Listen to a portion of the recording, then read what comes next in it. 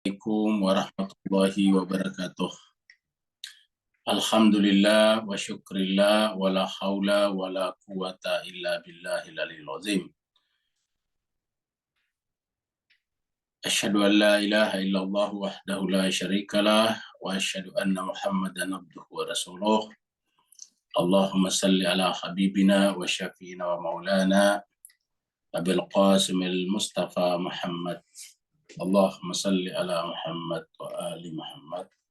Allahumma salli ala Muhammad wa ali. Allahumma salli ala Muhammad wa ali Muhammad wa ala alihi wa sahbihi al-mayamin al-muntajabin. Bapak Ibu yang sama dimuliakan Allah, kita bersyukur, kita bersua dalam keadaan sehat walafiat. Dan pertemuan kita pada kesempatan petang hari ini adalah meneruskan pembahasan kita tentang kesatuan antara yang mengetahui dan diketahui. Mungkin ada yang tanya di dalam hati, sebetulnya untuk apa sih sebetulnya pembahasan seperti ini? Tokan yang kita butuhkan setiap hari adalah makan, minum, membeli sesuatu. Kita paham semuanya bahwasanya kebutuhan makan, minum, membeli sesuatu itu memang penting, sangat penting. Tapi kita juga tahu itu hanya untuk kepentingan jasmani kita, kepentingan tubuh kita. Sementara kita semuanya juga menyadari dengan seyakin-yakinnya bahwa tubuh kita suatu saat akan mati. Mati artinya tidak berfungsi lagi. Nah, setelah tubuh kita mati, maka kemudian yang akan hidup selamanya adalah jiwa kita. Nah, pembahasan kita ini adalah porsi jiwa sebetulnya. Nah, karena ketika kita ingin mengatakan terjadi kesatuan antara yang mengetahui dan diketahui, karena ini adalah hikmah, orientasinya nanti adalah pada Tuhan. Karena isu yang sangat mendasar dalam masalah ketuhanan ialah, itu sebetulnya Tuhan di mana? Cobalah Bapak Ibu sekalian kita renungkan masing-masing. Kita semuanya percaya Tuhan. Tapi pernahkah kita bertanya Tuhan itu sebetulnya di mana? Kita mengatakan di arash, ya arashnya di mana? Seperti itu. Kalau kita katakan di atas, di langit, ya kan masa Tuhan di langit? Karena begitu kita menyebut di atas, berarti kan berbeda dengan bagian bumi yang lain. Ya, jadi contohnya gini Pak Bos sekalian ya, ini sederhananya. Mari kita masuk ke screen dulu.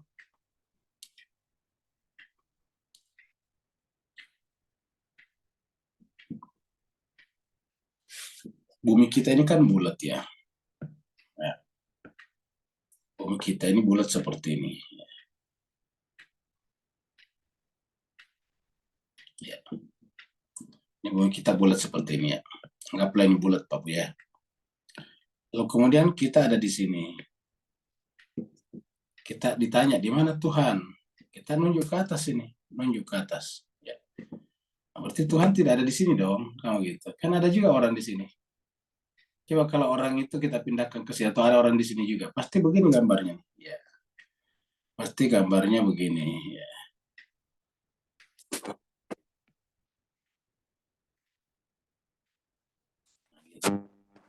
Ketika dia ditunjuk mana Tuhan, dia bilang sini. Ya. Jadi kan bertentangan nih, satu ke sana kok satu ke sini, gitu. Kita tanya mana Tuhan? Di atas. Mana Tuhan? Di atas. Atasnya sana kan ke sana. Jauh sekali kan, ini bertentangan ke sini. Ini bermiliar-miliar kilometer. Nah, jadi di mana Tuhan? Jadi tidak mungkin kita bisa tunjuk. Ya. Begitu kalau kita tunjuk di sana, ya, kita tunjuk lagi di mana Tuhan? Di sana. Ya berarti bagaimana dengan di sini?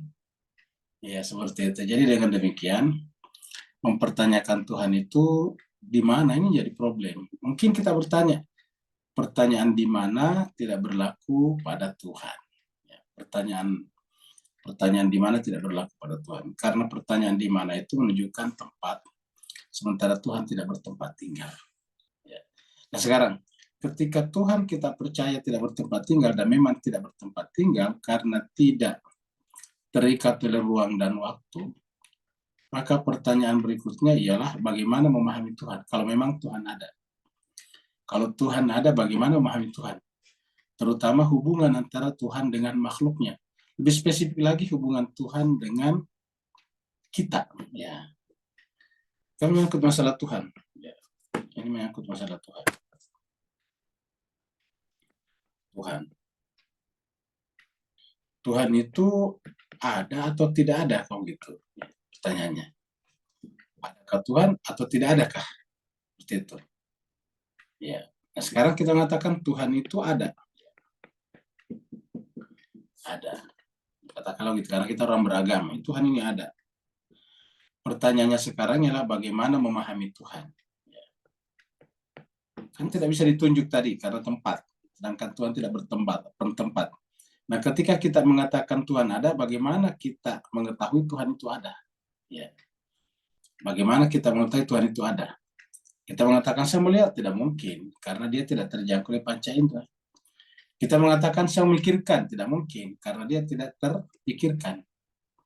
Nah, pertanyaan bagaimana kita mengatakan ada Tuhan? Ini jemaat sekalian sederhana, tapi tentu tidak perlu kita mikirkan ke sana.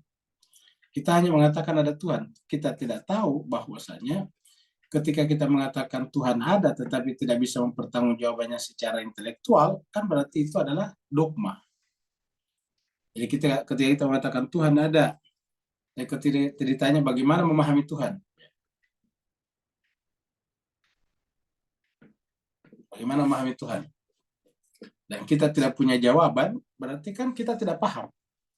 Karena kalau kita paham Tuhan kan harusnya tahu memahaminya. Coba Paulus kira.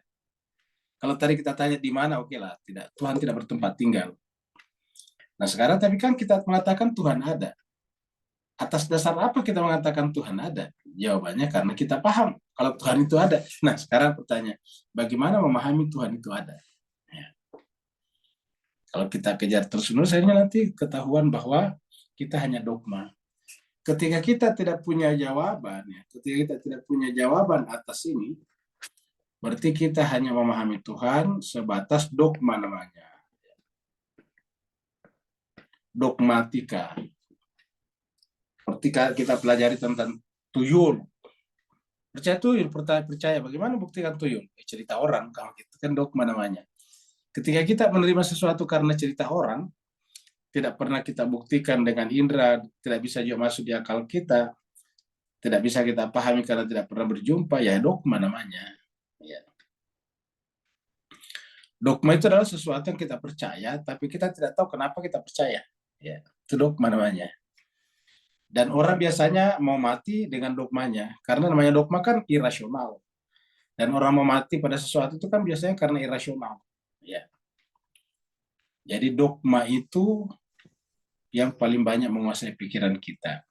Itulah sebabnya dalam beragama kita, ya itu tadi, hanya pada kepercayaan, tetapi pada tindakan, perbuatan kita tidak tercermin sama sekali. Ya, agama dipercaya, tetapi pada saat yang sama agama kita peralat hanya sebagai alat untuk memenuhi kebutuhan-kebutuhan material kita. Bayangkan Pak Bos sekalian, agama hanya digunakan alat, baju,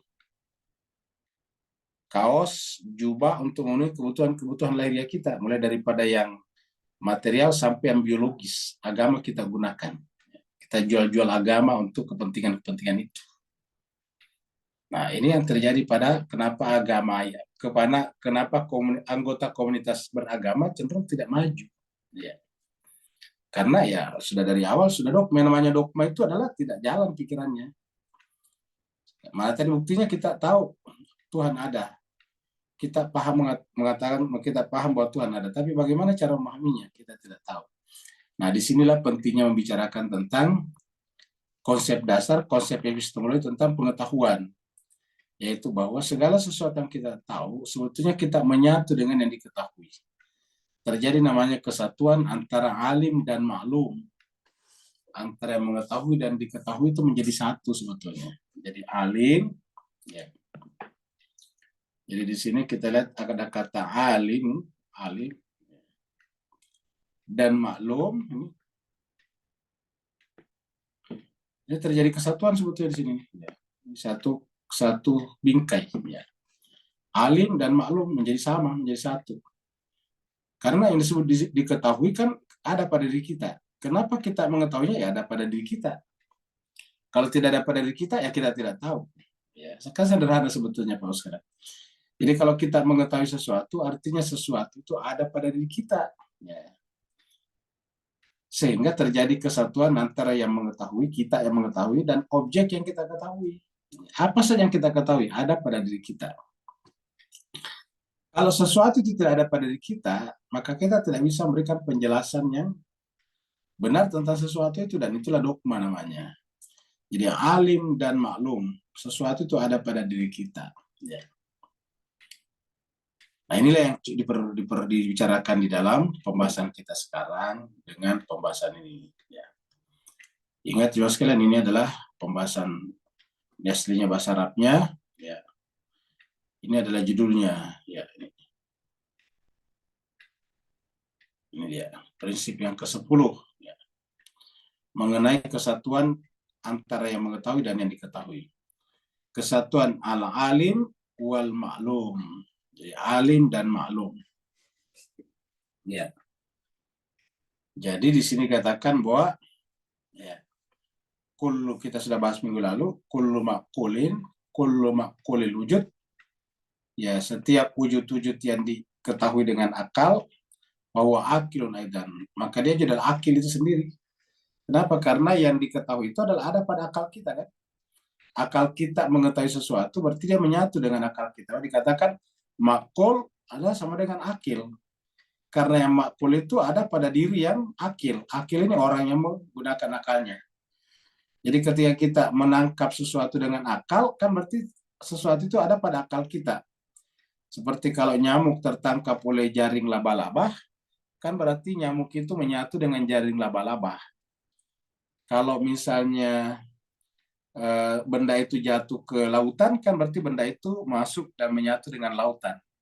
Ketika benda itu masuk ke dalam pikiran kita, kan berarti menyatu dengan pikiran kita.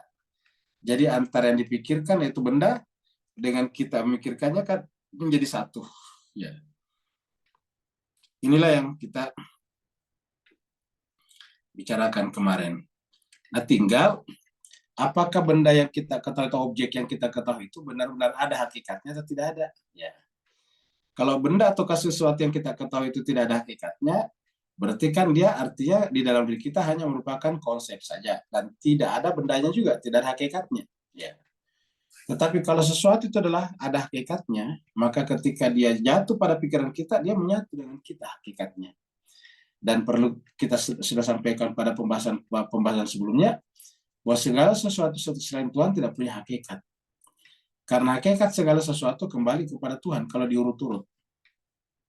Jadi kalau kita track back kembali, diurut kembali, maka segala sesuatu itu tidak punya hakikat kecuali Tuhan.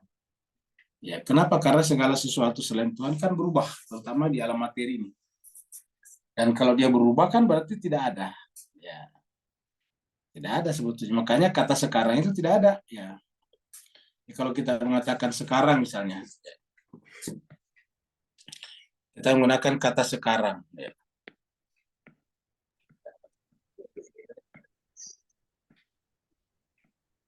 Nah, kalau kita menggunakan kata sekarang, apa benar ada sekarang? Pertanyaan besar ini. Pertanyaan besar. Apa benar ada sekarang itu? Ya. Coba Bapak Ibu lihat jamnya masing-masing. Berkata sekarang. Ya.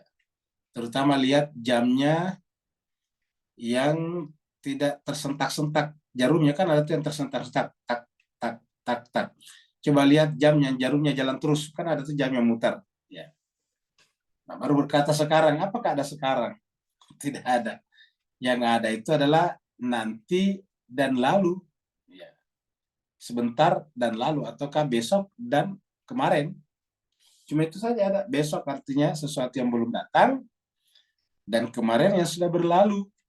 Jadi ketika kita mengatakan sekarang, ya tidak ada sekarang. Karena sekarang dalam pengertian kita itu kan tetap.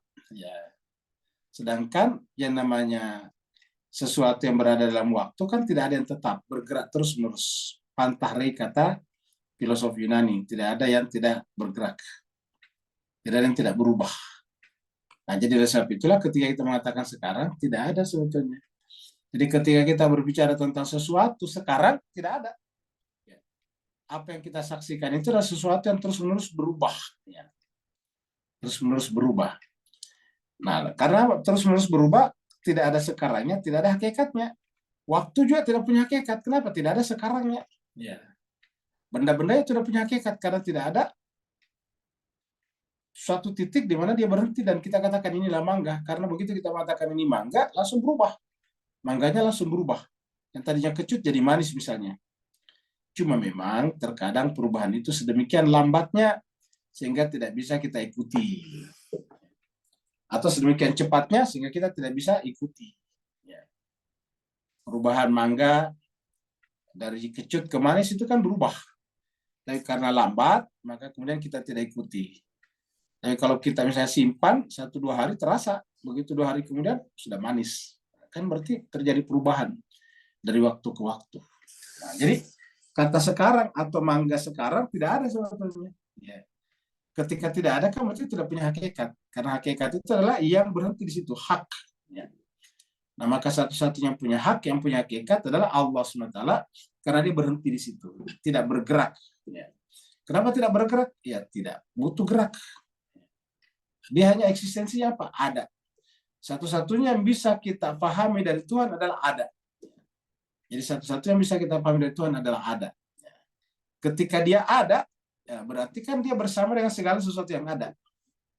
Nah, jadi seperti itulah makanya kita membutuhkan pengetahuan tentang yang mengetahui dan diketahui. Mari kita kembali ke sini. Jadi tadi kita sudah sampai kemarin minggu lalu sampai di sini. Ya. Jadi kita baca sedikit saja di sini ya, supaya jangan berulang-ulang dan panjang lagi ya. Jadi itu karena wujud hal-hal atau material itu bukan dalam penginderaan. Dan mereka ditangkap oleh indera atau oleh intelek hanya secara aksidental. Jadi artinya apa?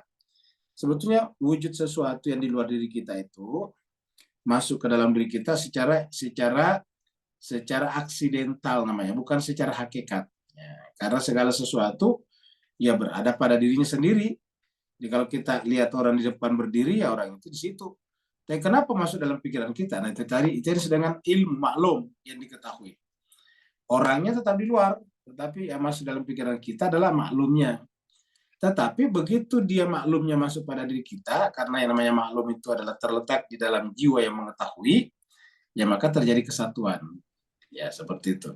Tapi karena benda tadi di luar itu adalah benda yang berdiri sendiri, maksudnya berdiri sendiri itu tidak punya hubungan apa-apa dengan yang lain. Beda dengan Tuhan. Kalau Tuhan itu punya hubungan apa-apa dengan segala sesuatunya. Karena tadi kita katakan Tuhan itu hakikatnya ada, maka semua yang ada adalah karena Tuhan ada di situ. Sehingga kita mengatakan ada. Nah, kalau yang lain selain daripada Tuhan, semuanya seperti yang disebutkan di sini, mereka masuk dalam pikiran kita secara aksidental saja. Dan sebagai konsekuensi atau akibat dari bentuk dalam penginderaan yang terkait pada mereka. Jadi kita sampaikan bahwa ketika kita melihat benda-benda materi, benda-benda di depan kita, maka yang masuk pada diri kita adalah bentuknya. Jadi ada bentuk dan materi. Kita sudah sampaikan bahwa segala sesuatu yang kita lihat di luar pasti ada bentuknya, ada bentuk dan materi ya. Ada seperti ini ya. Ini namanya bentuk, ada kotak sini ya. Ya. Nah, jadi sebetulnya ini ada bentuk namanya kita lihat. Sebelum tadi saya bikin gambar seperti ini, Bapak tidak bisa mengatakan apa-apa tentang ini. Ya. Lalu kenapa ini bisa kita tangkap? Karena ini ada bentuk. Ya. Bentuk-bentuk inilah yang tersimpan dalam pikiran kita. Ini bentuk persegi panjang, ini juga bentuk persegi panjang, ini bentuk persegi panjang. Karena dia ada di sisi pendek, kita sebut dengan lebar. Ini ada di sisi yang panjang, kita sebut dengan panjang, kamu gitu. Ini kita sebut dengan panjang kali lebar, seperti itu. Jadi pada ini bentuk, ini juga bentuk, dan secara keseluruhan ini adalah bentuk kotak namanya. Ya. Jadi yang kita saksikan adalah bentuk. Ini bentuk persegi panjang, ini bentuk persegi panjang, ini bentuk persegi panjang. Ketika bentuk-bentuk ini kemudian digabung jadi satu seperti ini, kita sebut ini dengan kotak. Adalah 3 dimensi. 1 dimensi, 2 dimensi, 3 dimensi. Ya, seperti itu. Atau biasa dipakai ini satu dimensi, ke sini dua dimensi, ini ke atas tiga dimensi. Nah, jadi maka kemudian kita menyebut kotak. Kenapa? Karena tiga dimensi. Kalau kita kembali kepada dua dimensinya masing-masing, ya sama-sama sepersegi panjang. Nah, jadi yang kita bicarakan sebetulnya bentuk. Ya.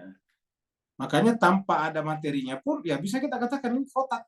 Kenapa? Karena yang kita lihat bentuk. Tapi coba kalau materinya saja, tidak ada bentuknya, tidak pernah ada. Tidak pernah kita menyaksikan sesuatu tanpa bentuknya. Kita mungkin mengatakan, bagaimana kalau kita melihat beling, pecahan-pecahan kaca, itu bentuk-bentuk. Karena begitu telah menjadi menjadi beling, ya bentuknya seperti ini, berpecah-pecah, kan begitu. Begini. Setelah menjadi beling-beling, ini namanya beling. Ya. Ini bentuk-bentuk semuanya nih, ketika dia menjadi beling. Yang tadinya adalah gelas seperti ini. Ya. Setelah dia berpecah belah begini macam-macam, ada yang segitiga, ada yang segi empat, ada yang tidak beraturan dan sebagainya. Ini menjadi kita sebut dengan beling-beling. Masing-masing ada bentuknya. Tadi bentuk utuhnya seperti ini, sama dengan ini. Kalau kita bongkar ini semuanya, kita pisahkan kan menjadi bentuk-bentuk dua dimensi saja. Gitu. Nah, sama dengan ini bentuk tiga dimensi tadinya, begitu kita pecahkan ya, begitu kita kemudian pecahkan, maka kemudian yang muncul adalah beling. Jadi apa artinya beling ini? Adalah ketika bentuk gelasnya kita hilangkan, dengan cara memecahkan gelas ini tetap menjadi bentuk-bentuk yang lain. Jadi yang terjadi pada materi itu adalah berubah dari satu bentuk ke bentuk yang lain. Ya, tadinya bentuk gelas, sekarang menjadi bentuk menjadi bentuk-bentuk geometris kecil-kecil, ada segitiga, ada lingkaran macam-macam. Ya, tadinya dari sini, baru kita tarik ke sini. Nah, jadi ini adalah contoh-contoh bahwa tidak mungkin benda atau materi itu tanpa bentuk, selalu ada bentuknya. Nah, sedangkan apa itu bentuk? Ya, bentuk bukan materi, maksudnya materi dan bentuk. Penggunaan kata materi dan bentuk ini materi dan bentuk, ya. Materi dan bentuk kan berarti dua ini. Ya. Materi satu hal, bentuk satu hal. Jadi artinya kalau materi bukan bentuk, kan begitu sekalian. Kalau bentuk ya bukan materi, ya seperti itu. Karena kita sudah materi dan bentuk, ya. Ya, jadi materi dan bentuk. Ya. Jadi materi biasa dalam bahasa Arab disebut dengan maddah, bentuk disebut dengan surah. Ya, berarti ada maddah, ada surah, ada materi, ada bentuk. Nah, bentuk ini bukan materi. Nah, karena dia bukan materi, tersimpan di pikiran kita. Materi ini bukan bentuk, dia materi. Tidak bisa tersimpan di pikiran kita. Karena yang punya efek materi. Kita sudah bahas beberapa pertemuan yang lalu. Api yang panas, ya itu materi. Ya. Ketika bentuk api masuk pikiran kita, itu bentuknya, bukan materinya. Jadi makanya kalau kita lihat api, konsepsi api terfahami, mafhum oleh pikiran kita, tetapi panasnya tidak masuk dalam pikiran kita. Kenapa? Karena materinya tidak masuk. Yang kita persepsi, yang kita pahami hanyalah yang masuk dalam pikiran kita maksudnya hanyalah bentuknya saja. Tapi kita paham bahwa namanya api itu panas. Hanya paham saja. Jadi ketika kita tahu api itu panas, hanya paham. Tapi panas itu tidak hadir pada diri kita. Seperti itu. Ya. Panas itu tidak hadir pada diri kita. Ya. Sama saya kalau kita katakan, kita paham Tuhan itu ada. Itu kan Tuhan itu ada. Nah, kata ada itu ada pada diri kita, menyatu dengan diri kita. Tapi Tuhan sebagai satu zat yang berdiri sendiri, yang sederhana, basit, ya tidak mungkin menyatu dengan semua benda. Karena kalau dia menyatu kan berarti Tuhan banyak. Ya. Nah, seperti itu. Jadi zatnya Tuhan tetap berdiri sendiri, eksis. Seperti mana kalau kita melihat api tadinya, api yang sesungguhnya tetap ada di luar, panas, yang ada dalam pikiran kita adalah bentuknya. Dan pahamannya bahwa api itu panas. Paham bahwa api itu panas, bukan panasnya masuk dalam diri kita. Nah, tetapi dengan masuknya api dalam pikiran kita, maka terjadi kesatuan antara yang mengetahui dan diketahui. Maksudnya api sebagai sesuatu yang diketahui, ingat. Api sebagai sesuatu yang diketahui, bukan api sebagai sesuatu eksistensi di alam luar. Ya, seperti itu. Nah, kenapa? Bagaimana dengan api yang di luar? Kita sudah sampaikan tadi, api yang sesungguhnya di luar itu kan tidak ada. Dia kan berubah terus-menerus. Jadi kalau kita melihat api nyala, itu sebetulnya nyalanya berubah terus-menerus. Ya. Jadi api di luar itu menyala, itu adalah berubah terus-menerus. Nyalanya yang sekarang beda dengan yang tadi. Ya, nyalanya tadi sudah hilang. Ya. Muncul lagi nyala baru. Makanya kalau habis bahan bakarnya atau habis kayunya, ya apinya berhenti keluar. Ya, jadi kalau kita misalnya membakar kayu, kayunya kita bakar seperti ini. Ya. Kayunya. Dan di sini terbakar oleh api. Katakanlah sini apinya. Nah, kita lihat jemaah sekalian berbahagia bahwa ini semakin maju ini, ya. Ini semakin maju ke sini, semakin maju ke sini, semakin maju ke sini, semakin maju ke sini. Nah, begitu kalau kayak orang merokok, ya. Artinya apa? Api yang sekarang keluar di sini bukan yang tadi di sini, ya. Jadi sekarang ada api juga keluar di sini, ya. Ini beda dengan yang tadi di sini, ya. Api yang ini tadi yang keluar dari sini. Tapi kalau kita lihat karena bersambung ke sini, ini kan gerakannya ke sini bersambung, seakan-akan apinya itu juga, padahal bukan. Kenapa? Karena ada gerak tadinya. Hakikatnya adalah gerak di sini. Nah, jadi inilah jemaah sekalian, memahami hakikat-hakikat ini penting untuk memahami bahwa tentang hakikat segala sesuatu. Dan hakikat segala sesuatu kembali kepada hakikat dari segala hakikat. Hakikatul haqaik. Nah, itu tadi. Jadi kita kembali lagi sini. Jadi dan mereka ditangkap oleh indera atau oleh intelek. Jadi bisa indera, bisa intelek, bisa akal. Hanya secara aksidental saja. Dan sebagai konsekuensi dari bentuk dalam penginderaan yang terkait pada mereka. Sekarang, jika seperti ini, maka kita dapat mengatakan bahwa bentuk dalam penginderaan yang wujudnya benar-benar sama dengan yang diindra ini.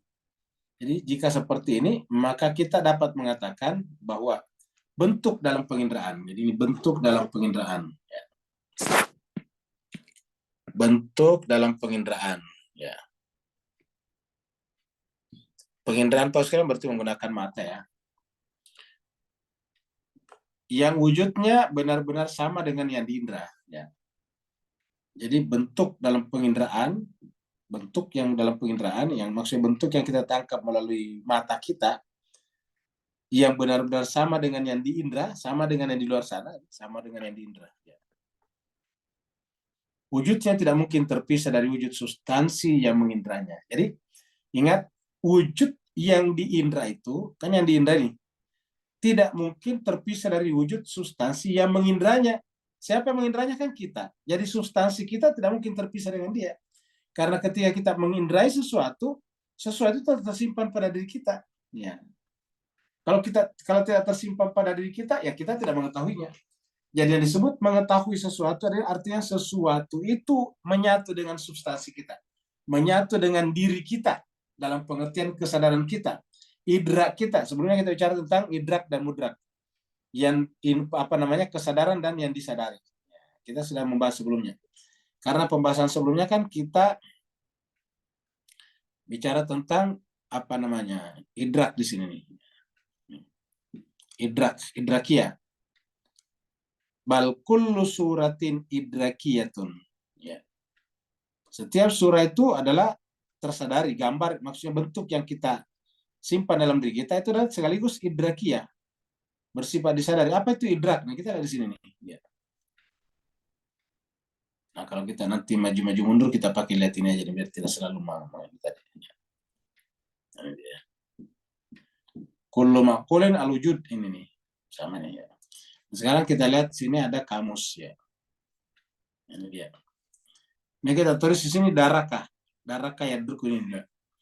Daraka polisi militer menjadi adraka. Daraka adraka. Ya. Adraka yudriku.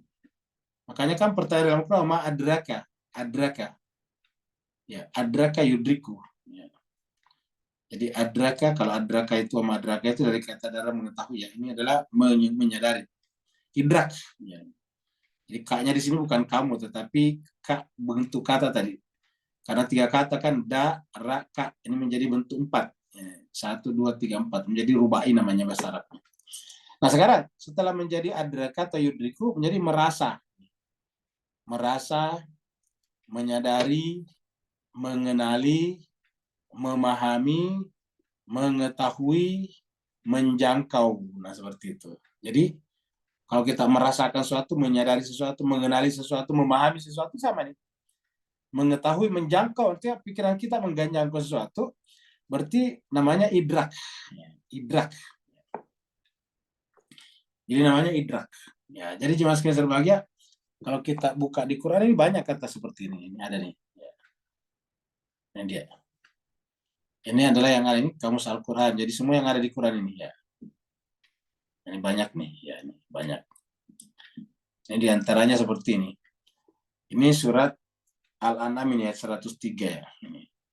Ainama takunu yudrikum surat An-Nisa ini. Ya. Ainama takunu yudrikumul maut. Di mana saya kamu berada, yudrikum, kematian itu menjangkau.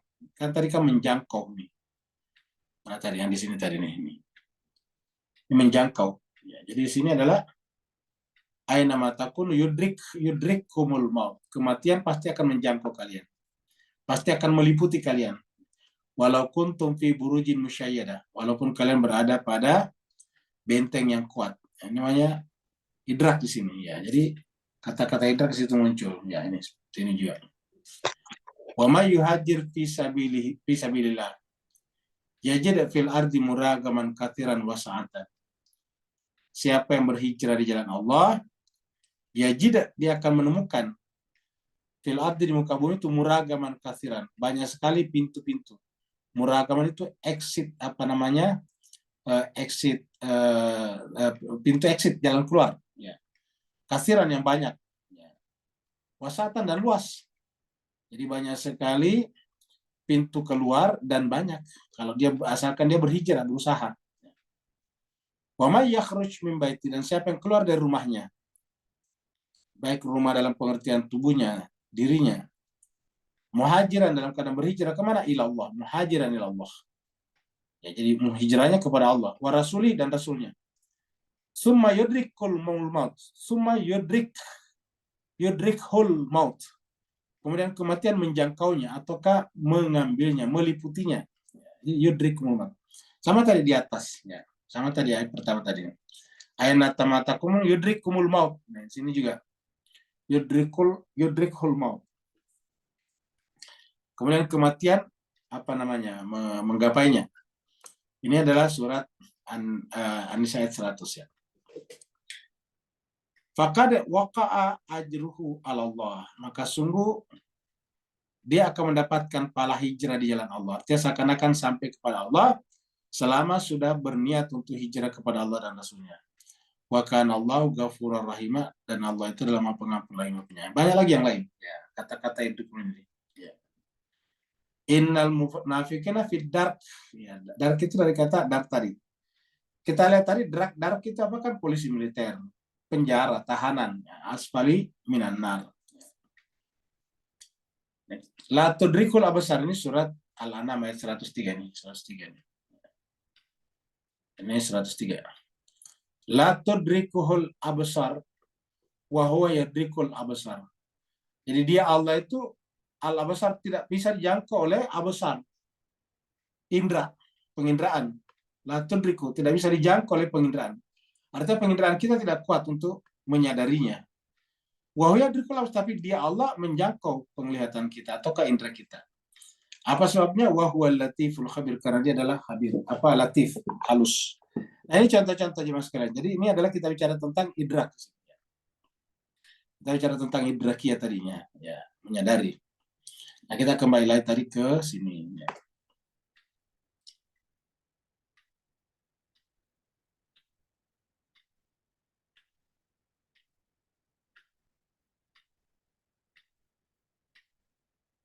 Nah, jadi ini tadi jemaah sekalian. Ya, nah, kita sudah lewat. Ya. Sekarang tadi ya kita sudah sampai di sini. Jika seperti ini, maka kita dapat mengatakan bahwa bentuk dalam penginderaan, jadi bentuk dalam penginderaan yang wujudnya benar-benar sama dengan yang diindra, jadi bentuk dalam penginderaan yang wujudnya benar-benar sama dengan yang diindra, ya, wujudnya benar-benar sama dengan diindra, wujudnya tidak mungkin terpisah dari wujud substansi yang menginderanya. Jadi tidak mungkin, wujudnya tidak mungkin terpisah dari wujud substansi yang menginderanya. Gitu. Jadi coba kita lihat tadi ayat ini tadi nih. Ya, mana tadi itu? La tudrikul absar ini. La tudrikul absar. Ya, kita bisa buka di surat Al-Qur'an ini 103, surat Al-An'am 103. Kita lihat pakai Quran biar gede, kalau ini gede ya. 103.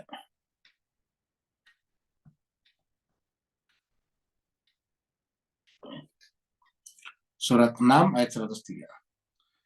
La tudrikuhul absar. Tudrik. Jadi penglihatan tidak akan bisa menjangkaunya. Ya. Jadi penginderaan kita sebut saja ini penginderaan. Ya. Penginderaan tidak mungkin bisa menjangkau dia. Ya. Tidak mungkin menjangkau dia. Zatnya maksudnya. Jadi di sini zatnya dia tidak mungkin terjangkau oleh panca indera kita. Bukan hanya panca indera kita, bahkan akal kita. Yang bisa diketahui akal kita tentang dia hanya bahwa dia ada. Mengetahui dia ada itu kan akal, bukan penglihatan. Jadi mengetahui bahwa Tuhan ada itu adalah akal. Dan adanya itu pasti sederhana, tidak mungkin tersusun. Karena akal mengatakan kalau dia tersusun, berarti ada yang mendahulinya. Penyusunnya mendahului dirinya. Jadi akal lah yang menyimpulkan bahwa Tuhan itu ada, dan adanya itu pasti tunggal. Ya, baik wujudnya ataupun zatnya sama-sama tunggal. Tidak boleh bersifat murakab, terstruktur, tersusun. Karena kalau dia tersusun, berarti ada yang mendahulunya, yaitu penyusunnya. Kan akal mengatakan begitu. Seperti yang sering kita sampaikan, kalau kita melihat meja, meja itu tersusun. Maka pasti sebelum jadi meja, orang bikin dulu kakinya. Dibikin juga dulu papannya. Baru setelah itu disusun jadi meja. Gitu. Sebelum tersusun jadi meja, kita sebut saja balok. Kita sebut saja papan, seperti itu saja. Bahkan lebih jauh, sebut saja kayu. Ya, jadi sebelum berbentuk meja. Nah, kalau Tuhan tersusun kan berarti ada yang mendahului penyusunnya. Dengan demikian akal mengatakan, jadi akal kita mengatakan di sini. Jadi ini akal, nih, makul namanya.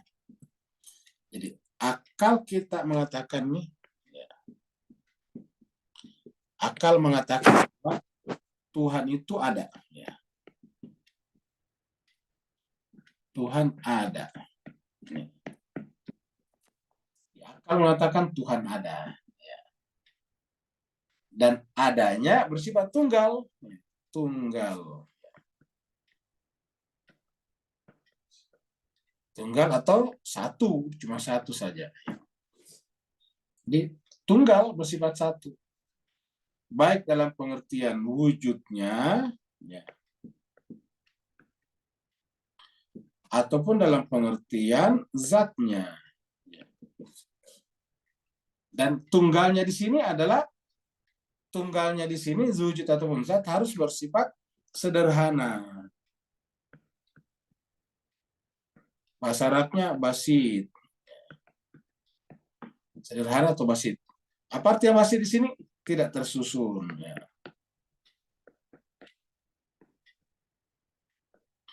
Atau murakab, bahasa Arabnya murakab. Tidak murakab. Ya. Tidak murakab. Karena kalau dia murakab, ya berarti dia apa namanya? Dia ada pendahulunya. Jadi tidak murakab. Ya, seperti inilah. Sederhana, basit, tidak tersusun, dan murakab. Ya. Inilah.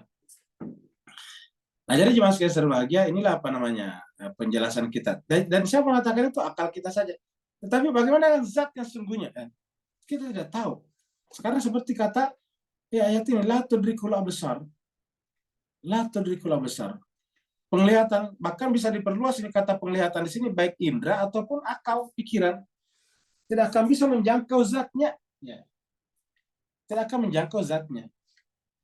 Wahuwa yudrik, dan dia sementara dia zatnya yudrikul absar, menjangkau, mencapai, meliputi al absar, yaitu penginderaan dan inteleksi kita. Ya. Jadi apa namanya, al-his kita dan al-aql kita terjangkau olehnya. Al-his itu penginderaan. Ya.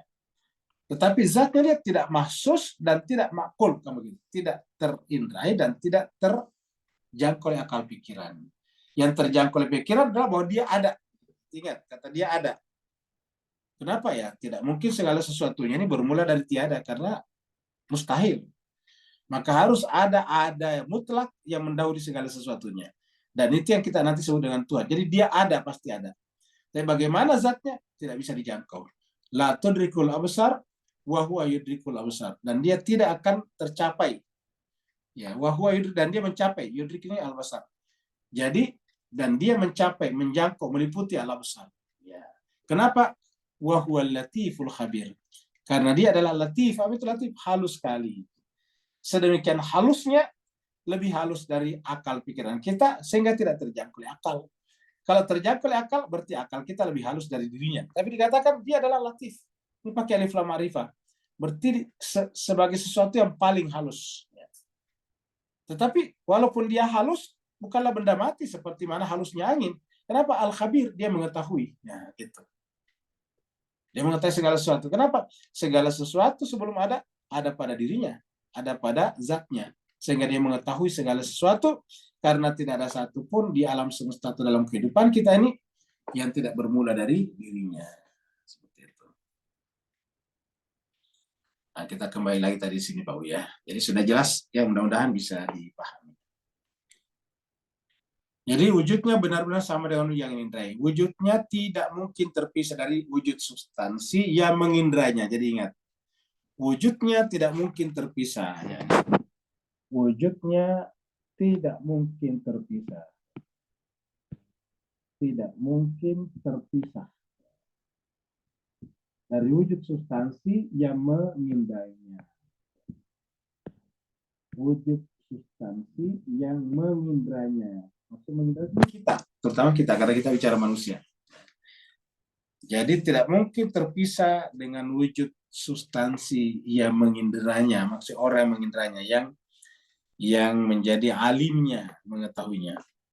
Sehingga substansi yang mengindranya mempunyai wujud dan substansi yang berbeda. Jadi substansi yang mengindranya mempunyai wujud dan substansi yang berbeda. Ya.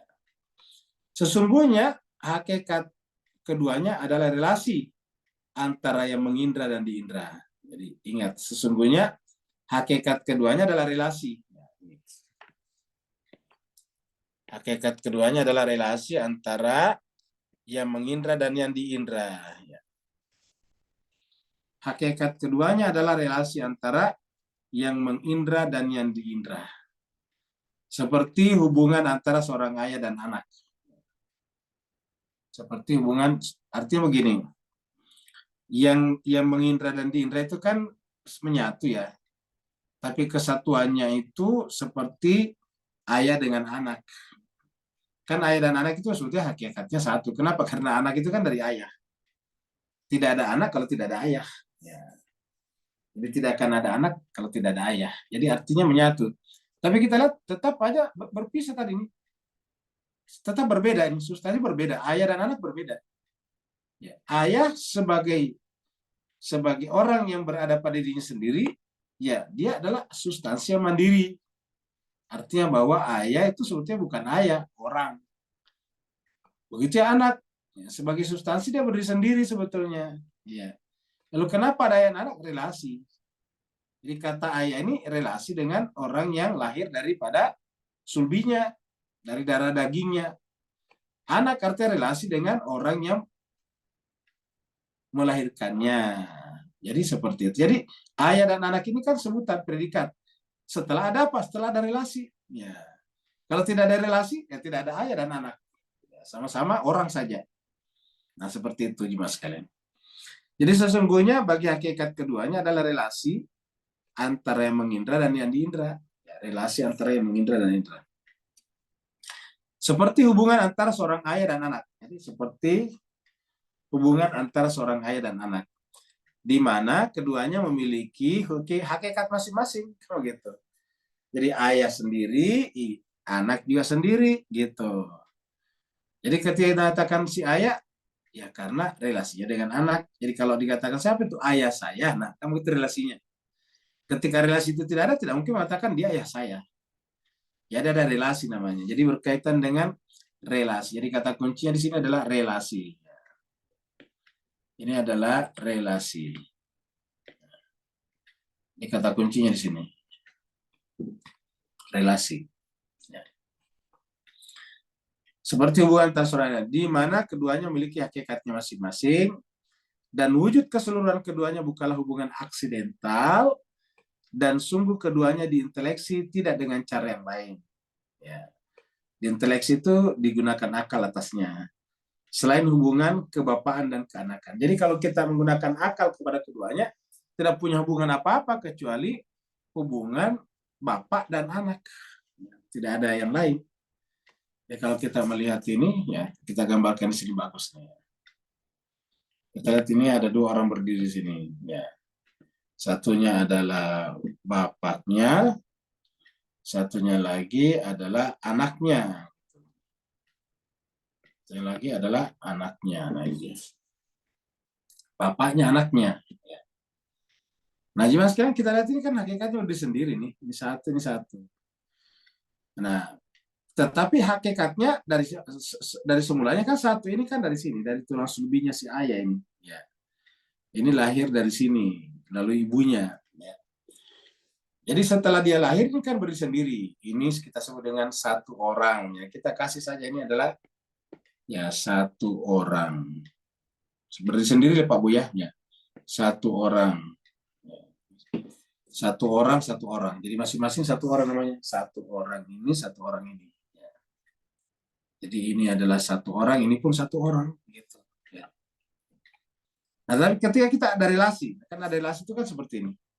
Kita tiba-tiba mempertanyakan hubungan timbal balik ya antara ini dengan ini. Ya, ini namanya hubungan timbal balik yang kita pertanyakan ya. Kita mempertanyakan hubungan timbal baliknya ya. Ya. Apa hubungan timbal balik antara ini dengan ini? Ya.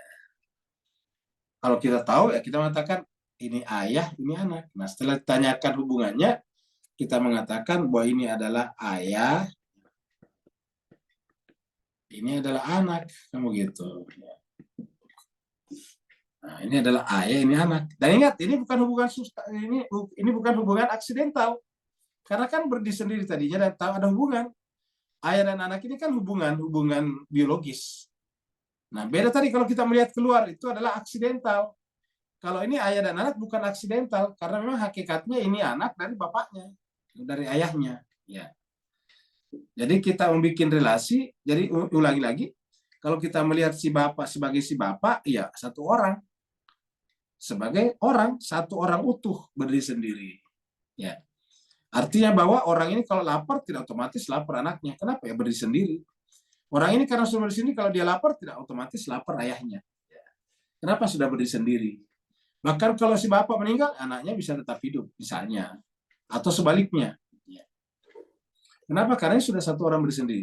Tapi ketika kita tanyakan nisbah, hubungan, relasi, keterkaitan, apa keterkaitan ini dengan ini? Kita sebut ini adalah ayah. Kenapa kita tahu ya? Karena dia kan lebih tua, dia duluan. Ini lahir dari sulbinya ini, makanya disebut dengan anak. Dari sulbinya inilah si anak lahir. Kita sebut dengan sumbernya ayah. Yang dilahirkan anak. Nah, seperti itu. Jadi kita sebut ini anak, ini adalah ayah. Nah, jadi begitulah Bapak Ibu sekalian, kurang lebih memahami. Jadi ini bukan hubungan aksidental. Beda kalau kita melihat pohon tadi di luar, kamu gitu. Beda kalau kita melihat pohon di luar nih. Kita lihat di sini ada pohon di sini ya, ada pohon. Nah, sorry. Ada pohon di sini ya, gitu. Nah, di sini ada pohon. Lalu kemudian di sini ada pengamat, ada orang yang menyaksikannya. Nah, melihat ke sini. Nah, ketika ini melihat, ini mengindra ke sini, maka terjadi kita sebut dengan penginderaan ya. Kita sebut ini penginderaan. Ya. Penginderaan. Ya, melihat dengan mata.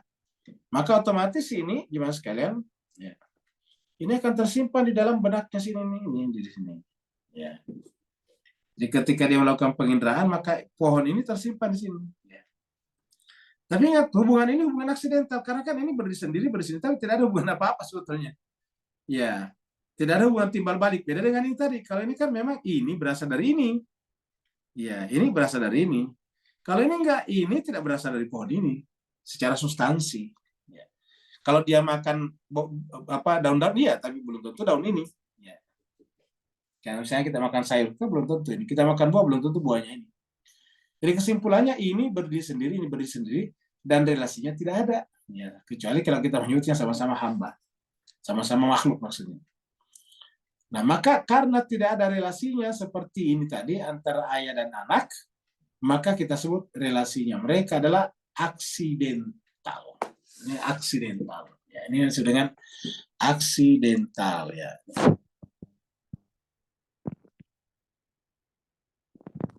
Artinya setelah ada aksi, setelah ada tindakan penginderaan, baru ini masuk sini, namanya aksidental. Sedangkan kalau ini tanpa ada penginderaan, ya memang ini berasal dari sini, kan ini adalah darah dagingnya si bapak ini. Jadi tidak bisa dikatakan aksidental. Nah kalau ini namanya aksidental, ya seperti itu. Ingat aksiden itu aksiden kejadian setelah ada kejadian, setelah ada peristiwa, yaitu ini mengindra ini, barulah ini saya simpan di sini. Ya kalau ini tidak, ya kalau ini tidak, ini memang berasal dari tubuh bapak ini, ya gitu. Nah, mudah-mudahan gambar-gambar ini bisa membantu kita. Jadi hakikat keduanya adalah relasi antara yang mengindra dan yang indra. Seperti hubungan antara seorang ayah dan anak, di mana keduanya memiliki hakikatnya masing-masing. Nah, itu dia. Keduanya memiliki hakikatnya masing-masing. Jadi keduanya memiliki hakikatnya masing-masing. Dan wujud keseluruhan keduanya bukanlah hubungan aksidental. Itu dia. Wujud keseluruhan keduanya bukanlah hubungan aksidental. Wujud keseluruhan keduanya bukanlah hubungan aksidental. Beda tadi dengan kita menyaksikan. Minum dulu Pak Buya.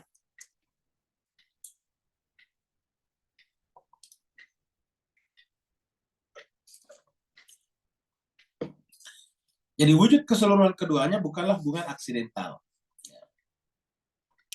Dan sungguh keduanya diinteleksi, tidak dengan cara yang lain. Ya, tidak diinteleksi artinya kita menyebut ini anak bukan karena terinteleksi oleh ini. Ini disebut bapak oleh ini bukan karena terinteleksi itu makul, terakali gitu. Jadi artinya ini disebut bapak oleh ini bukan karena hasil akal pikirannya. Ini juga merupakan anak dari ini bukan hasil akal pikirannya. Jadi bukan seperti itu. Tapi memang substansinya ini dari sini seperti itu. Jadi kita ulangi lagi. Jadi wujud keseluruhan keduanya bukanlah hubungan aksidental. Dan sungguh keduanya diinteleksi tidak dengan cara yang lain. Ya.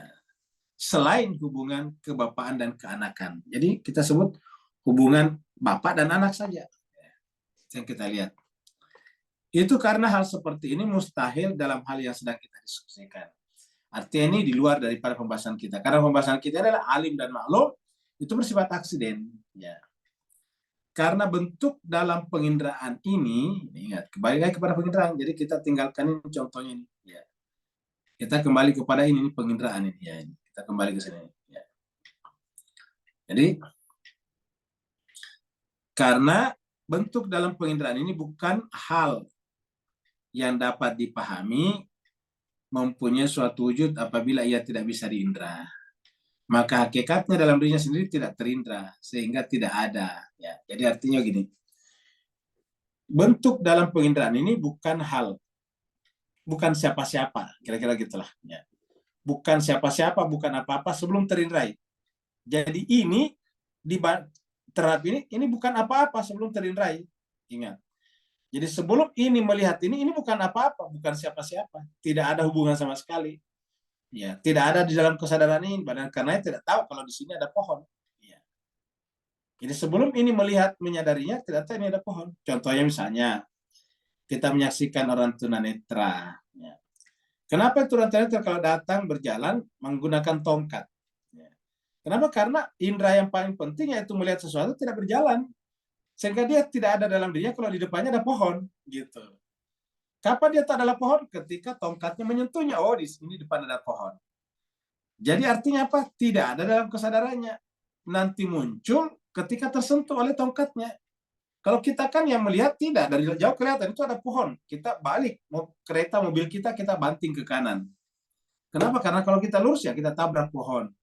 Tapi kalau saudara kita yang tunanetra tentu tidak ke situ. Kenapa? Karena ya dia tunggu dulu tongkatnya menyentuh pohon itu baru dia tahu ini ada pohon. Nah begitu. Nah jadi artinya apa?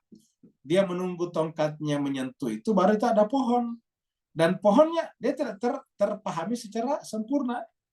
Ya, beda dengan kita karena kita melihatnya dari jauh dan terjangkau oleh seluruh pikiran kita, apa indera kita, maka kita bisa lihat yang namanya pohon itu tinggi, ada yang tinggi, ada yang pendek. Ya, tapi coba kita tanya saudara kita yang tunanetra, dia nggak tahu pohon itu ada tinggi, ada pendek. Kecuali kalau dia pernah pegang ini ada pendek, ada tinggi, baru dia bilang oh pohon ada pendek. Ataukah dia mendengar cerita orang-orang. Ya. Jadi ini yang disebut dengan aksidental. Jadi penginderaan itu bersifat aksidental. Artinya sebelum terjadi aksi, sebelum terjadi hubungan ini melihat ini, ya tidak ada hubungan apa-apa. Ya, ini tidak mengatakan ada pohon. Kenapa ya? Tidak menyadari dalam dirinya bahwa di sini ada pohon. Jadi sebelum ini melihat ini tidak ada dalam pandangan ini. Seperti itu. Jadi kita ulangi lagi. Dan sungguh keduanya di inteleksi, ingat, di inteleksi itu adalah intelligible, yang terjangkau oleh akal kita. Keduanya itu diterima oleh akal tidak dengan cara yang lain. Oh, yang tadi lihat sini kita sudah lewat tadi ya. Karena bentuk dalam penginderaan ini bukanlah hal yang dapat dipahami punya satu wujud apabila tidak bisa diinderai. Maka hakikatnya dalam dirinya sendiri tidak terindra sehingga tidak ada. Ya, itu ya. Jadi pada dirinya tidak ada. Ketika tidak terindra, jadi ketika ini tidak hadir dalam ini. Jadi kita lihat sini, ketika ini tidak hadir di dalam kesadarannya ini, ya berarti kan ini tidak ada. Ulangi lagi Pak sekalian. Ketika ini tidak hadir di dalam dirinya si pengindra, maka kan ini hakikatnya tidak ada di dalam pikirannya ini. Ya. Nah, dengan demikian, kapan ada dalam pikirannya? Ketika dia mengindrainya. Kan ini menunjukkan bahwa terjadi kesatuan antara yang mengindra dan diindra. Begitu terjadi penginderaan, yang diindra tersimpan di dalam diri yang mengindra. Ini disebut dengan idrak, yang menyadari. Ini disebut dengan mudrik, yang menyadari. Ini disebut tadi dengan idrakia. Ya tadi kita lihat di dalam apa namanya, di dalam buku yang ini tadi ya. Sorry. Kita lihat saya di sini. Ya, kita perbesar. Kullu maqul al-wujud. Kullu maqulil wujudi fahuwa akilun aidan. Jadi setiap wujud-wujud yang tertangkap oleh akal, maka dia menyatu dengan akal itu sendiri. Ya. Bal kullu suratin idrakiyah. Ya, bahkan setiap apa namanya? Setiap bentuk-bentuk yang tersadari. Bentuk-bentuk itu tersadari, ya. Jadi kalau bentuk-bentuk tersadari, ya. Sawa'an kanat maqula aw mahsusa. Baik yang intelligible ataupun yang terindrai. Ya. Wa fahiya muttahidatul wujud ma'a mudrakiha. Dia akan menjadi satu dengan yang menyadarinya. Jadi seperti tadi, menyatu dengan yang menyadarinya. Bagus sekali ya, mudah-mudahan ini bisa kita tangkap sedikit-sedikit. Mungkin ada bertanya, bagaimana caranya, untuk apa sih kita terangkan seperti ini? Kan berarti bahwa ketika kita mengatakan saya tahu Tuhan ada, kan berarti kita menyatu dengan Tuhan. Walaupun ingat bukan zatnya. Karena tadi hakikat pohon tetap ada di sini. Ya, ingat hakikat pohon, api. Kalau apinya tadi masuk ke sini kan berarti terbakar kita ini. Tetapi kita harus pastikan bahwa ketika kita menyadari api, berarti api sebetulnya hadir dalam diri kita. Walaupun tidak dengan hakikatnya. Karena kalau hakikatnya kan panas, ini panas pikiran kita. Nah, begitu Tuhan, ketika kita mengetahui Tuhan, ini tersimpan pada diri kita. Tapi zatnya Tuhan tidak mungkin tersimpan dalam pikiran kita. Karena zatnya Tuhan cuma satu. Kalau semua orang memikirkan zatnya Tuhan, menyimpan zatnya Tuhan, berarti kalau ada 8 miliar manusia dan mengetahui Tuhan, berarti ada 8 miliar zatnya Tuhan terbagi, dan itu mustahil. Nah, seperti itu.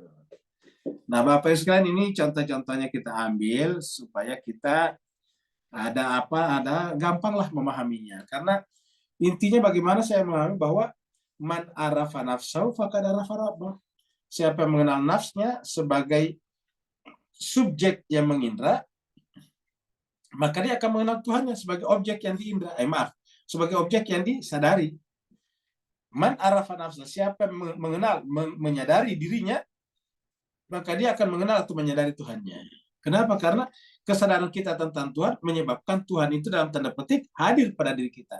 Terjadi kesatuan antara alim dan maklum tadinya. Tapi ingat, kesatuan ini bukan kesatuan hakikat, Pak sekalian. Ya. Dalam konteks pengetahuan tadi, kesadaran, idrak. Ya. Nah, seperti itu. Jadi jemaah sekalian, ingatlah selalu Allah, maka Allah akan hadir pada diri kita. Seperti dalam Al-Quran, fazkuruni azkurukum. Fazkuruni azkurukum. Ya, washkuruli wala takfurun. Jadi itulah yang dikatakan dalam Al-Quran. Jadi penjelasan-penjelasan ini menjelaskan kepada kita tentang apa yang dikatakan Allah di dalam Al-Quran. Fazkuruni azkurukum, kata di dalam surat Al-Baqarah. Ya, kita lihat sini. 152.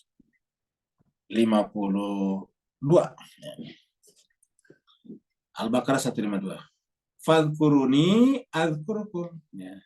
Maka ingatlah aku pun ingat kamu. Coba. Kan ini artinya ada kesatuan. Maka ingatlah aku akan ingat kamu. Bedanya tadi, kalau ini kan benda mati ya. Maksud benda mati bukan benda yang berkesadaran seperti kita. Bayangkan kalau ini kita ganti Tuhan. Ya, kita ganti Tuhan lah ini. Dan Tuhan itu berkesadaran. Kesadarannya meliputi segala sesuatu. Maka Tuhan mengatakan, kalau kamu ingat aku ingat kamu. Ya, artinya apa? Mempertegas kesatuan. Ketika Tuhan mengingat kita, kan berarti kita masuk dalam diri Tuhan. Ketika kita mengingat Tuhan, Tuhan masuk dalam kesadaran kita. Seperti itu. Maka benarlah ayat ini, fadhkuruni adzkurukum. Maka ingatlah aku pun akan ingat kamu. Ya. Ingatlah aku pun akan ingat kamu. Washkuruli, makanya bersyukurlah kepadaku. Ya, maksudnya, terimalah kehadiranku pada dirimu. Nah, itu maksudnya. Terimalah kehadiranku pada dirimu dan jangan menutup dirimu. Wala takfurun. Melalui kesadaran ini, aku akan hadir pada dirimu. Makanya jangan menutup dirimu. La takfurun. Fadhkuruni adzkurukum. Indah sekali kata-kata ini. Fadhkuruni adzkurukum. Ingatlah aku, wahai hambaku. Niscaya aku pun akan ingat kepadamu. Washkuruli, dan bersyukurlah kepadaku. Maksudnya terimalah kehadiranku pada dirimu. Wala takfurun, dan jangan kamu menutup dirimu atas diriku. Ya. Inilah juga yang dikatakan di dalam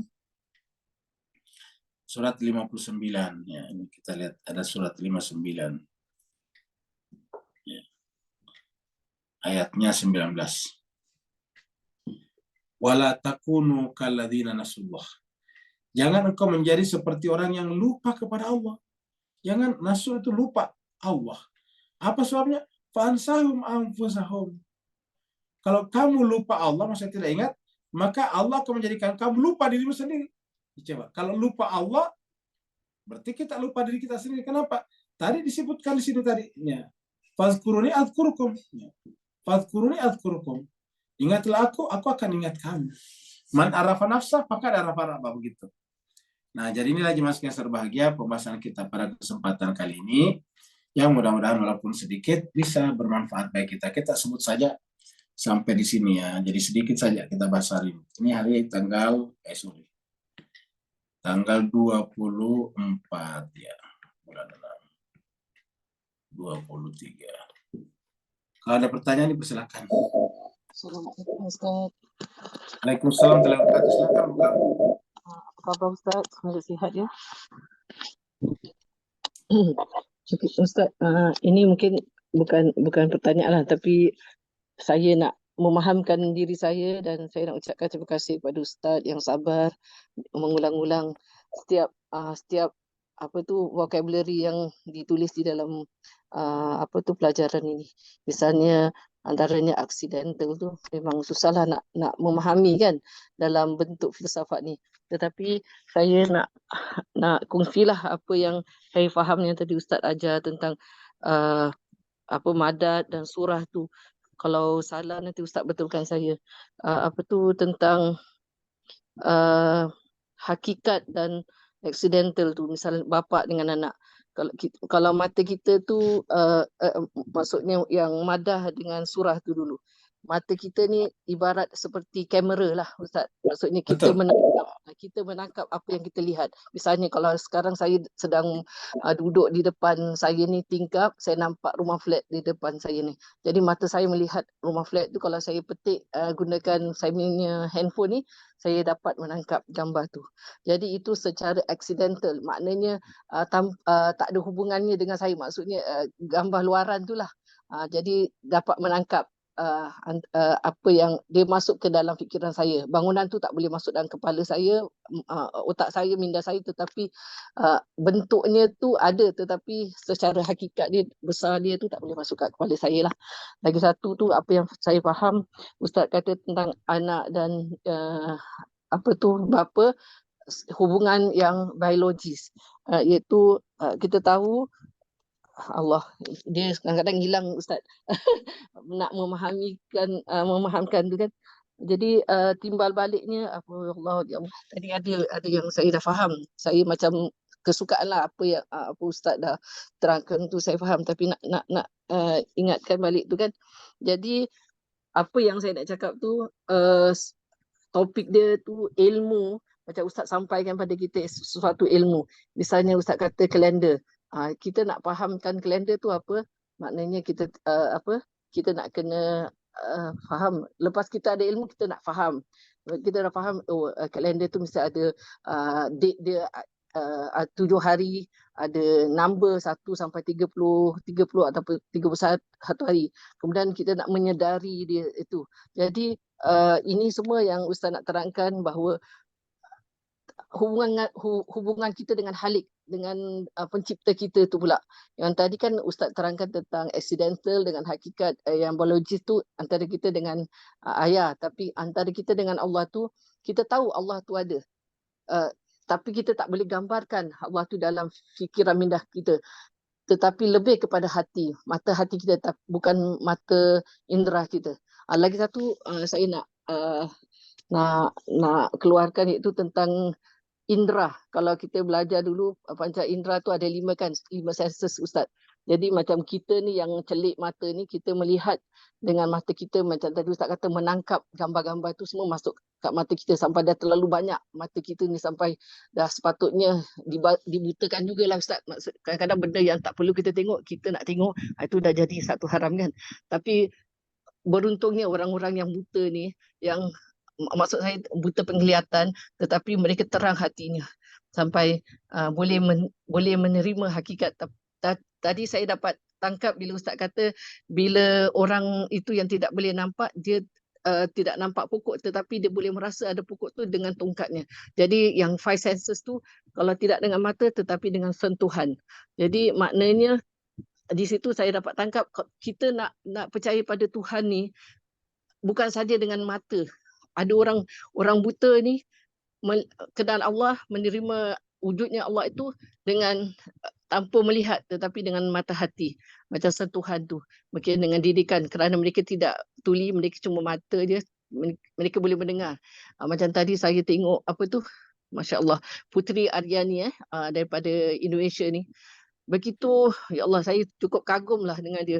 Walaupun dia menang daripada AGT tu, tapi daripada dulu saya dah pernah tengok dia kecil. Maknanya bukan suara dia tu satu keunikan ajaib yang Allah beri kepada dia. Tapi yang saya kagum tu kata-kata bijak dia tu, sampai hari ini saya menangis.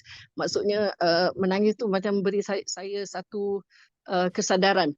Padahal benda tu macam hari ini Ustaz kata kita ada ilmu, tetapi kita belum memahami. Kesedaran dia tu membuatkan saya sedar apa yang kesilapan saya yang kita buat, boleh kita lebih dekat kepada Allah. Misalnya saya kasih contoh lah, ni maaf cakap, saya pun banyak kesilapan. Misal contoh, saya menjaga suami, dalam keadaan sakit ni, kadang-kadang syaitan ni musuh kita. Kadang-kadang musuh kita ni dia ajarkan kita supaya jahat, fikiran yang tidak baik lah.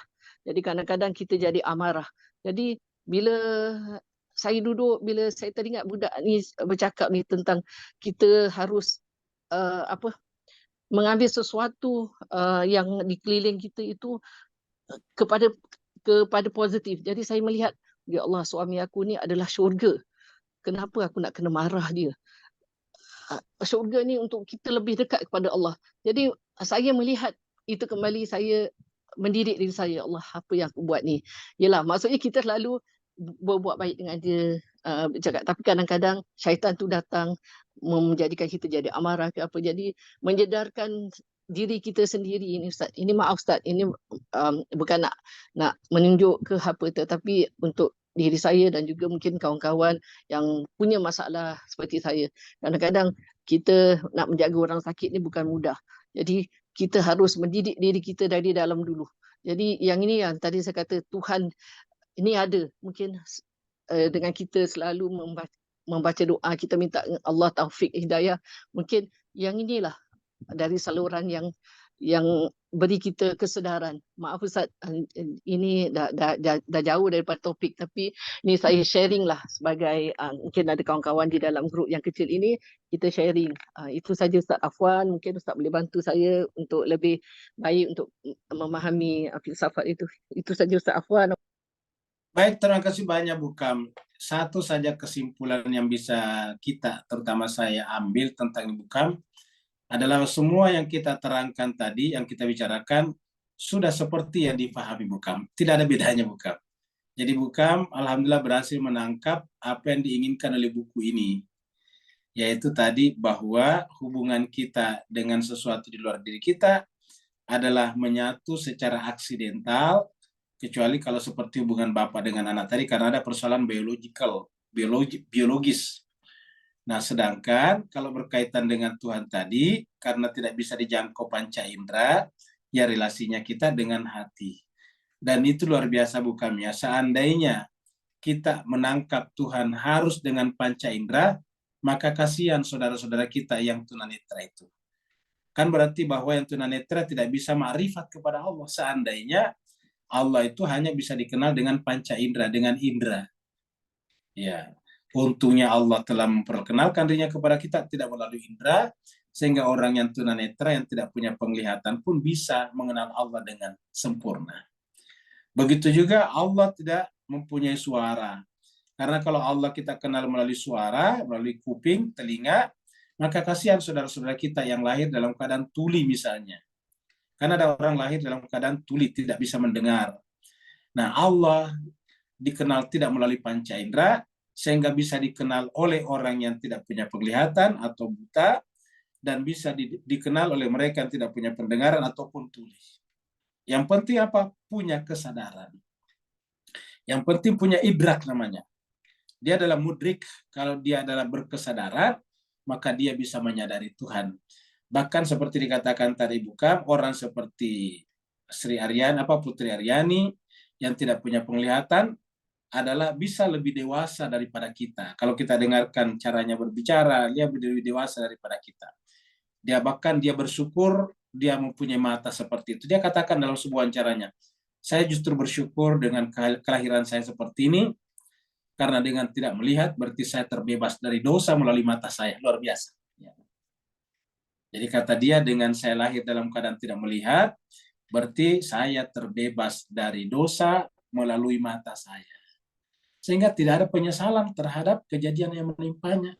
Makanya ini adalah pelajaran bagi kita semuanya, agar benar-benar menggunakan mata kita sebaik-baiknya, karena sungguh luar biasa kita diberikan mata. Harusnya mata ini tidak digunakan untuk yang lain. Harus kita gunakan untuk apa? Pendekatan diri kepada Allah. Yang kedua berkenaan tadi dengan hubungan kita dengan suami, ataukah dengan siapa? Dengan orang tua kita, dengan anak kita. Ini memang lagi-lagi dibutuhkan kesabaran. Dan bisa kita katakan makanya orang-orang yang bermasalah di sekitar kita, entah itu suami kita, istri kita, anak-anak kita, ataukah teman dekat kita, itu adalah merupakan ujian bagi kita untuk menunjukkan apakah kita pantas masuk surga atau tidak. Karena Tuhan mengatakan dalam Al-Quran, am hasibatum an tadkhulul jannah walamma ya'lamillahu alladziina jahadu minkum wa ya'lamas sabirin. Apakah kalian akan dibiarkan masuk surga begitu saja, sebelum Allah mengetahui di antara kalian siapa yang benar-benar bersungguh-sungguh, ingat bersungguh-sungguh, mujahadah, dan siapa yang sabar. Jadi dua yang diinginkan Allah di situ, di dalam surat itu ya. Kita lihat di dalam surat apa namanya? Surat Ali Imran ini ya. Ayatnya 142.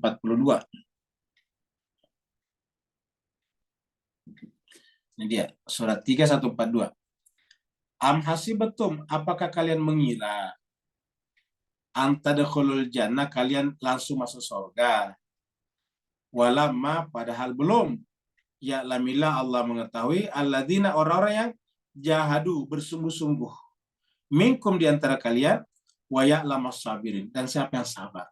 Jadi dua di sini kita lihat, bersungguh-sungguh, bermujahadah, dan sabar. Sama pembahasan kita di Irfan, riyadhah dan mujahadah. Jadi kita harus mujahadah dulu, baru kemudian sabar, ketahuan sabarnya. Nah, maka apa yang terjadi di sekitar kita itu sebetulnya caranya kita untuk mengetahui diri kita. Apakah kita masuk kategori mujahadah dan bersungguh dan sabar. Dan lagi-lagi kita ambil contoh kasusnya Putri Aryani. Karena ini adalah menurut saya, Bukam dan yang lain, keberhasilan Putri Aryani bukan hanya Putri Aryani secara sendiri saja, tetapi terutama kedua orang tuanya. Kedua orang tuanya yang begitu sabar, telaten, mengajari, menemani anaknya sedemikian rupa. Ya, mengajari anaknya berbahasa Inggris sehingga bahasa Inggrisnya begitu bagus. Mengajari anaknya membaca Al-Quran sehingga bagus sekali baca Qurannya. Mengajari anaknya menyanyi sehingga suaranya begitu bagus. Sehingga kemudian bisa berhasil. Jadi sebetulnya yang berhasil di sana bukan hanya Putri Aryani, tapi juga bapak ibunya. Terutama lagi bapaknya. Yang bahkan bapaknya itu hampir menghabiskan waktunya untuk membimbing anaknya yang satu ini, luar biasa. Nah, jadi artinya apa? Berlaku ayat ini. Dan semua orang dekat kita, istri kita, suami kita, anak-anak kita, semuanya adalah merupakan caranya Allah menguji kita untuk mengetahui alladzina jahadu minna, kita ganti dengan minna. Siapa yang bersungguh-sungguh di antara kita, wa ya'lamas sabirin, supaya Allah tahu siapa yang sabar. Seperti itu, saya kira Pak Bus sekalian. Ada lagi yang lain? Waalaikumsalam. Waalaikumsalam warahmatullahi wabarakatuh. Silakan Pak Nur. Barakallahu fiik. Baik, Ustaz. Di luar konteks accidental tadi, Ustaz, beri pencerahan dan teguran. Benar tidaknya bahawa memandangkan gara-gara kutiupkan rohku, maka sejak alam azali tadi, manusia-manusia suci seperti Imam Ali alaihissalam, Muhammad Mazara, langsung sampailah ke alam bumi ni, mampu nampak tanpa hijab-hijab dosa, yang berdasarkan dosa tadi, para malaikat dan alam malakut tadi. Dan gara-gara kutiupkan roh ni, berarti juga manusia-manusia selain mereka juga mampu dengan kapasitas tersebut secara potensi, bergantung pada apa kita buat di muka bumi ni sekarang. Tapi gara-gara hijab-hijab dosa kita rasa seolah-olah accidental bila kita betul-betul terjumpa kepada makhluk-makhluk alam malakut tadi. Beri pencerahan dan teguran, Ustaz. Barakallahu fiik. Afwan. Baik, terima kasih banyak. Jadi Bapak sekalian, kita menjawab pertanyaannya Pak Nur, start atau mulai dari contoh yang dibawakan oleh Ibu Kamsia tadi. Ibu Kam tadi bagus contohnya, yaitu seperti kamera. Jadi kalau kita punya kamera, lalu kemudian tadi jendela atau tingkapnya tadi dibuka, maka kelihatanlah flat di depannya sana, rumah bersusun di depannya sana. Begitu di kameranya dipencet, di on kan, baru kemudian tertangkaplah gambar daripada rumah-rumah itu. Apa artinya tertangkap? Ada di dalam kamera. Jadi rumahnya di sana, tetapi ada di dalam kamera itu gambarnya. Surahnya ada di sana, tetapi rumahnya tetap di sana. Jadi materinya tetap ada di sana, bendanya tetap di sana. Tapi ada di dalam kamera kita, rumah itu, gambarnya, surahnya. Nah, hal yang sama terjadi berkaitan dengan pertanyaan Pak Nur tadi. Jadi cuma segeser bahagia, karena makhluk-makhluk malakuti itu bukanlah benda, bukan materi, ya apalagi Allah bukan sama sekali. Jadi alam-alam malakut saja, seperti misalnya alam rohani, para imam yang sudah meninggal ataupun yang belum meninggal yang diangkat sekarang, yang seperti Imam Zaman, ajalallahu fajarul syarif. Jadi itu semuanya adalah berada di alam malakut. Nah, ketika berada di alam malakut kan berarti bahwa yang dibutuhkan bukan mata, bukan panca indera. Jadi aksidennya bukan melalui indera, bukan melalui his, al-his, bukan melalui sense, tetapi melalui hati. Melalui hati. Jadi kalau kita ingin berjumpa dengan ini semuanya, kita sebut saja dengan insan-insan malakuti, ya, insan-insan malakuti atau ke makhluk-makhluk malakut seperti malaikat, maka caranya adalah memperbaiki hati kita, kalbu kita. Kenapa? Karena tidak melalui indera tadinya, harus melalui hati. Ya, melalui hati. Dan lagi-lagi kita lihat bahwa kalau seandainya kita bisa berjumpa dengan insan-insan malakuti melalui panca indera, melalui sensis kita, maka kan kasihan lagi saudara kita yang tunanetra atau buta tadinya. Tidak berjumpa dengan para imam tentunya. Lagi-lagi untungnya Allah menggunakan kata malakut. Bukan indra, bukan mahsus. Ya, tetapi terindrai, yaitu mudrak, bisa disadari. Sehingga orang yang tidak punya penglihatan pun bisa menyadarinya. Ya, jadi sehingga kita bisa berjumpa dengan mereka. Yang penting apa syaratnya? Kita mensucikan jiwa kita. Jadi jiwa kita lah, itulah sebabnya ada ayat seperti ini dalam surat Al-Baqarah. Mari kita lihat dulu surat Al-Baqarah ya. Ini kita lihat surat Al-Baqarah. Ya. Ini adalah kita lihat surat Al-Baqarah ayatnya. Ya, kita lihat ayat 100 kalau lebih di sini nih. Ya, sorry.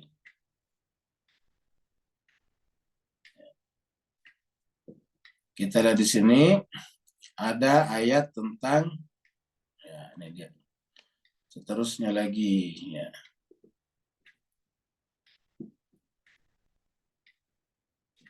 Ini lewat ya. Berkaitan dengan Jibril ya, ini ayat 90-an nih. Nah, ini dia. Ayat 97 Pak Bu sekalian ya. Surat Al-Baqarah ayat 97. Nah, coba kita baca ini. Allah berfirman, "Qul," katakanlah, "man kana aduwan li Jibrila fa innahu nazzalahu ala qalbika biiznillahi." Jadi kita sampai di sini dulu, biiznillah. Nah, kita lihat. Katakanlah Muhammad, "Man kana aduwan li Jibrila." Siapa yang menjadikan Jibril sebagai musuh? Siapa yang menjadikan musuhnya adalah Jibril. Nah, pertanyaannya, Bapak Ibu sekalian, adakah di antara manusia menjadikan Jibril sebagai musuh? Jawabannya tentu tidak ada. Karena Jibril tidak bisa kita lihat. Jibril tidak mungkin berinteraksi dengan kita. Tidak mungkin Jibril misalnya mengganggu kita. Ya, jadi tidak ada orang menjadikan Jibril sebagai musuh. Lalu pertanyaannya apa maksudnya ayat ini? Nah, Jibril ini artinya apa? Makhluk malakuti tadi yang kita bicarakan. Ini adalah kita sebut ini dengan makhluk malakut. Karena di alam malakuti yang paling suci adalah Jibril. Sebagaimana di alam mulki ini yang paling suci adalah Nabi Muhammad kita dan para nabi yang lain. Jadi para malaikat itu kan suci. Yang paling suci lagi adalah Jibril. Kalau Jibril ini adalah Sayyidul Rasul, Sayyidul Mursalinnya para malaikat. Sedangkan Nabi Muhammad kita adalah Sayyidul Anbiya wal Mursalinnya manusia, para rasul-rasul. Nah, Jibril adalah yang paling mulia di kalangan para malaikat, sebagaimana Nabi Muhammad kita paling mulia di kalangan para nabi dan rasul. Nah, sekarang berarti menjadikan Jibril sebagai musuh di sini maksudnya menjadikan alam malakut yang tinggi itu sebagai musuh, tidak percaya kepadanya. Ya, menentang, tidak mau menggunakan batin kita, rohani kita, jiwa kita. Maka Allah mengatakan siapa menjadikan Jibril sebagai musuhnya, fa'innahu, maka sesungguhnya dia Jibril itu apa? Nazzalahu, menurunkan Al-Quran, menurunkan ilmu, wahyu itu di mana? Ala qalbika, ke dalam kalbu. Jadi tempatnya di kalbu ini. Jadi melalui Jibril, tidak melalui penginderaan. Kalau tadi kan seperti yang kita lihat tadi, flat di depan rumahnya Bu Kam, begitu kameranya di switch on, lalu kemudian masuklah gambar itu di dalam kamera kita. Ya, melalui apa? Melalui mata, kalau mata kita, melalui kamera tadi. Nah, sedangkan kalau berkaitan dengan alam malakut, tidak melalui indera, tidak melalui penglihatan dan pendengaran, tapi langsung ke kalbu ini. Fa'innahu nazzalahu ala kalbika biiznillah. Nah, karena ini adalah menjelaskan, menyampaikan kepada kita bahwa ilmu itu, wahyu itu, letaknya langsung di kalbu oleh Jibril, oleh malakut, maka yang harus kita lakukan adalah mensucikan kalbu kita dan menghubungkan kalbu kita dengan alam malakut.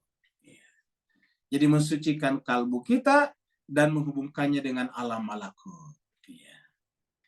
Karena apa mensucikan? Karena Jibril ini adalah makhluk yang suci, malaikat yang suci. Maka hanya bisa disimpan di dalam kalbu kita yang suci juga. Itulah sebabnya kenapa kalbu Nabi Muhammad kita yang dijadikan sebagai sarana untuk menyimpan wahyu, karena kalbu Nabi Muhammad kita itulah suci sesuci-sucinya. Tidak ada noda dan kotorannya. Dan itu adalah izin Allah. Musaddiqan lima baina yadayhi. Bagaimana cara mengetahuinya? Yaitu semua yang disampaikan itu sama dengan ajaran kitab-kitab dan rasul-rasul sebelumnya.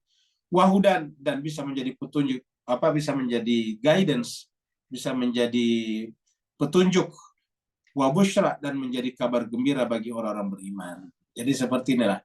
Jadi dengan demikian harus kita menggunakan penglihatan kita. Tadi kita berikan contoh-contoh di atas yang terindrai supaya kita tahu bahwa sebetulnya terjadi penyatuan antara yang mengetahui dan diketahui. Nah, ketika yang kita ketahui itu adalah alam jabarut, berarti hati kita telah menyatu dengan alam jabarut.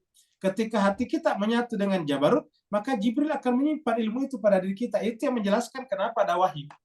Kenapa ada nabi-nabi yang dipilih untuk menjadi tempat sarana menyimpan ilmu itu. Karena di sini katakan nazzalahu ala kalbika. Maka kita sekarang marilah sama-sama selalu memperbaiki, menjaga hati kita, agar hati kita ini seperti dikatakan tadi, bukan yang sampai dimasuki syaitan. Tiba-tiba kita marah kepada orang yang tidak pantas kita marah kepadanya. Sehingga kemudian hati kita menjadi tertutup, terhijab. Sehingga kita tidak bisa melihat dalam tanda petik, tidak bisa menyadari keindahan dan kebesaran Allah Subhanahu wa taala.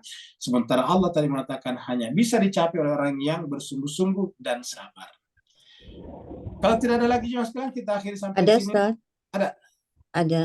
Sebentar Ada di saya share. mana? Oh yes, baik.